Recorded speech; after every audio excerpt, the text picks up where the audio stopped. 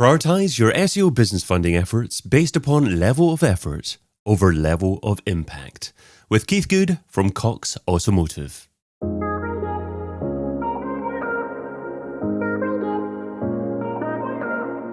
Brought to you by Majestic. I'm David Bain and this is SEO in 2022. Keith, what is your number one SEO tip for 2022? Hey, David. My biggest recommendation has been the recommendation I've basically given for years. The most important thing that SEOs can focus on in 2022 to either gain or retain legitimacy in their corporate leadership's minds is the same thing they should have been doing for years. Namely, they should have been able to prioritize their efforts and requested business funding based on the LOE-LOI matrix, which is the level of effort and cost versus the level of impact, or ROI, matrix. And that's basically to estimate and prove your value. So you say should have been doing. How many SEOs are actually doing this at the moment? Strangely enough, I feel like a lot of SEOs tend to be running around in circles based on whatever news is coming out of Google. You know, we have an algo update coming soon. We have this core update happening next month, and you can just see the Twitter sphere, sort of descend into chaos as, SEOs start worrying and gnashing their teeth, so to speak. And really, they shouldn't do that. They should be focused on the basics, obviously, doing the right thing, not doing any black hat techniques, obviously. And then they won't have to worry about these algorithm updates. In my mind, 90% of the time when you have been running an ethical SEO practice, you're not going to be worried about an algorithm update. So is this only for SEOs working in big business? Do SEOs that tend to maybe be the only person in their marketing departments or part of a small startup really need to think about justifying the value for business overall, or is it for everyone? It's really for everyone who is in a position of needing to either get something done with their website, or and they have other people they're dependent upon, or anyone who's having to request funding. And in fact, it's for agencies as well. Just yesterday, in fact, I received a text from a friend of mine who works for one of the largest military banks in the United States, who had received a 50-page audit from probably one of the most respected SEO agencies in the world. I won't name names, but this was just a 50-page audit. It was just a list of things that they saw were problematic with this site. What this translated into was essentially them looking at this list of stuff and going, where do we start? What's the most important thing we can be focused on? What's going to be the most impactful thing that we can focus on? What's going to take the most effort? What's going to take the least effort? These types of clarifications of this 50-page list of problems wasn't forthcoming from the agency itself. It just was a blanket, here's your problems. Well, I don't know about you, but I do personally run into what is known as the paradox of choice when I run into I go to a restaurant, or I go into a place and there's just too many things, too many choices, and then I go, I'm out. I can't make a choice here, or I default to the most basic of things that may be the least impactful. So it's really funny to me that in almost perfect timing, honestly, right before talking to you, that my friend complained about this 50-page report. Agencies, when you do an audit for a site, break it down for them. Let them know, here's what you can work on now that will have the greatest impact now, or in a very short order. Here's something that's going to take a little bit longer. It's going to have a long-term benefit. Here's something that you can work on, but honestly, it's not going to have that big of an impact.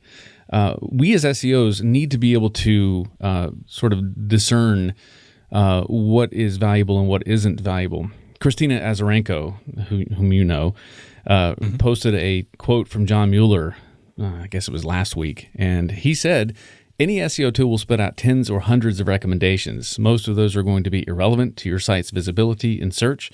Finding the items that make sense to work on takes experience. This is where SEOs step in. Your potential customers, your company, you can get, any of the bigger tools that will spit out recommendations on a daily basis. But if there's not an SEO there to make sense of it for them, it's going to go to waste. So how does an SEO begin to really calculate the level of impact and then articulate that in a traffic light system or an easy to understand system for a potential client? Is there software that can help them, or is it just experience? And if so, what are a few steps to get started with that? I would say it's largely experience. You might be able to have a tool, and I'm not going to name any tools in this, but you might have a tool that says, if you change this, this will have a big impact. Great. I think experience is going to be wiser in those instances. But essentially, you have to use the LOE/LOI matrix, and it's the level of effort versus the level of impact matrix, and sit down with your writers, sit down with your developers. Ask the people who are actually going to be working on these items, how long it's going to take them to do this? What's the level of effort? And you can use agile methodology if you want to. You don't have to, but certainly it helps for them, especially when it comes to t-shirt sizing. Is this a small, extra small? Is this a large, extra large, XXL type of request? And then ask yourself, okay, is really changing my page titles going to greatly impact the ranking of this web page?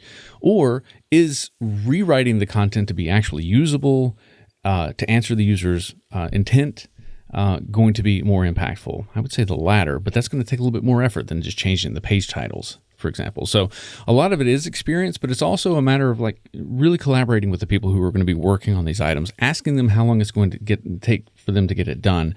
But then also, if you're new and you don't have the experience to be able to say this is the level of impact versus the level of effort, experiment. Start on a smaller site. See what changes you can make now that will have the more significant impact, and gain the experience that you don't have. Also, reach out to your fellow SEOs. I have never been in an industry more giving and willing to share information than this industry. And what about the other half of that, the level of effort? Is that as simple as actually calculating, as coming up with some kind of guesstimate of the number of hours that it's going to take you to do something? Everything comes back to money in the corporate world, right? It comes back to if it's developer hours, those are hours they have to pay the developer. So if a developer tells you it's going to take me 13 hours of solid work to get this done, okay, there's your cost right there. It's going to cost that developer 13 hours at, I don't know how much developers make. I don't pay them myself, but let's say it's $100 an hour. That's 1,300 hours or $1,300 for the cost. Now, are you going to get hopefully 10x return on investment for that? I would hope so. Anything that I want to accomplish, I need to have a 10x return on investment for my higher ups, my executives. And in fact, me personally, take my salary. If I'm not returning every year 10x what I'm earning from a salary perspective, then I feel like I'm not really adding value to the company. So, I need to meet that 10x criteria. Any of the resources or requests that I make need to meet that 10x criteria as well. That's a great way to stop yourself from being made redundant. It is. It still happens, but it is. So where are some specific areas that you can actually implement this within SEO procedures? I'm thinking client pitches, perhaps quarterly client meetings. Are there any other specific areas that you would recommend taking this approach? Honestly, it really starts at the planning stages for everything. And so I break SEO down into the URA SEO framework, which is usability, relevance, and authority. And I break all of my needs down into one of those three categories. Usability covers crawlability. It covers all of your core web vitals, everything related to your coding on the page, how it renders from a structured data perspective. Then you have your relevance, which is your content. How relevant are you to the query? How relevant are you to the user needs? And then authority, which falls into everything from external links, social, PR, and I even sort of lump in sometimes internal linking into that. The goal behind that is to sort of build the equity, the collective equity of the site. So as I do that, I take a look at the tasks that I feel are important, and then I put them in the appropriate category. I use that to talk to the appropriate team. I'm not going to talk about content with my developers. They don't care. I'm not going to talk to my content people about coding issues that I'm running into with their pages. They can't fix it. So what's the point? So really, it's a matter of breaking everything down into the appropriate category, talking to the appropriate people, getting estimates on what it would take to fix it, and then estimating based on experience what your ROI is going to be. And then as you hand in your budget requests to your executives, you've got all the numbers that you need to sort of give them we need to fix this now. This is important. This is costing us money versus this thing down here. It can take one person a week to fix it, but it's not going to do anything. So you know not to even bring that up to their attention. So, I mean, coming up with a 10x figure is a wonderful way to articulate the value of SEO to executives. Mm-hmm. But what about when you're talking about, I mean, you touched upon developers there as well, other marketers. What about if you're talking to other marketers that aren't technical? What are your general thoughts on how do you articulate the general value of SEO to a general marketer? Oh, it really kind of depends on their area of expertise. And we have marketers who focus on programmatic. We have marketers focused on paid media, social, everything. So really it's a matter of answering to them what the value is that SEO offers to their particular discipline.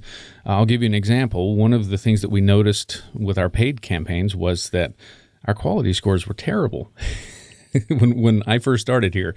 And I know that things have changed slightly since then, but essentially when you're talking about a bad quality score, you're talking about, from a paid perspective, you're talking about an increase in the amount that it costs to pay for each click. If you can increase the quality scores, sure, you can decrease the amount of money you're having to pay per click. What we found as an SEO team is that we could help them optimize the pages to be better suited to the queries that they were going after. We could get rid of the queries that they were targeting that had nothing to do with the content or even nothing to do with IBM, and we could save tons of money. So it's a matter of sort of saying, all right, listen, let's collaborate on this. We want those pages to be better from an organic perspective. You want to save money on those pages from a paid perspective. Let's work together. So it really is a matter of sort of bringing it back around to how you can benefit them. Because now they look good because of the work that we did with them. So it can be, I would imagine, quite a lot of work to do these ROI calculations. Mm-hmm. You obviously think it's important. It is important to be doing, certainly when you're trying to actually get clients to spend or justify things internally. Yeah. But if an SEO is struggling for time, what should they stop doing right now that they've maybe been doing over the last few years that's not a good use of their time so that they can be doing more of the 10x calculations in 2022? First and foremost, stop chasing your tail, right? And I when I say that, I'm specifically referring to the folks who are on constant algorithm watch.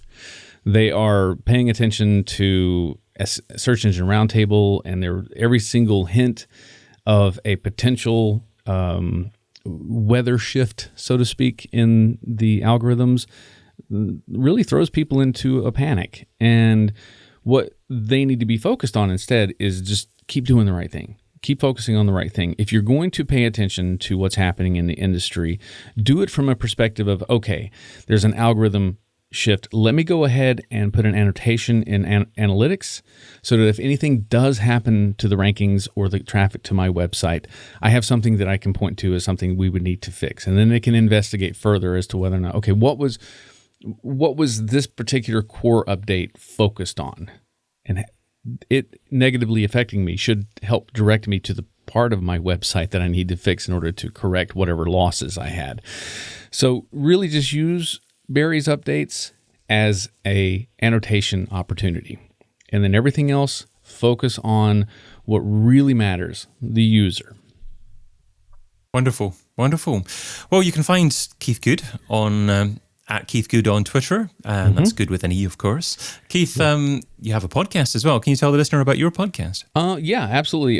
Jesse McDonald, another conference speaker, and I started a podcast called Austin Otaku that has absolutely nothing to do with SEO. It's all about what our hobbies are. And we're a couple of geeks. And what we do is we talk to fellow geeks who are either in the industry or who are friends of ours. And so it's a lot of fun. That is available on all of the podcasting platforms, www.austinotaku.com.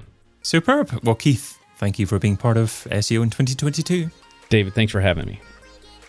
Check out the rest of the content from SEO in 2022 over at SEOin2022.com.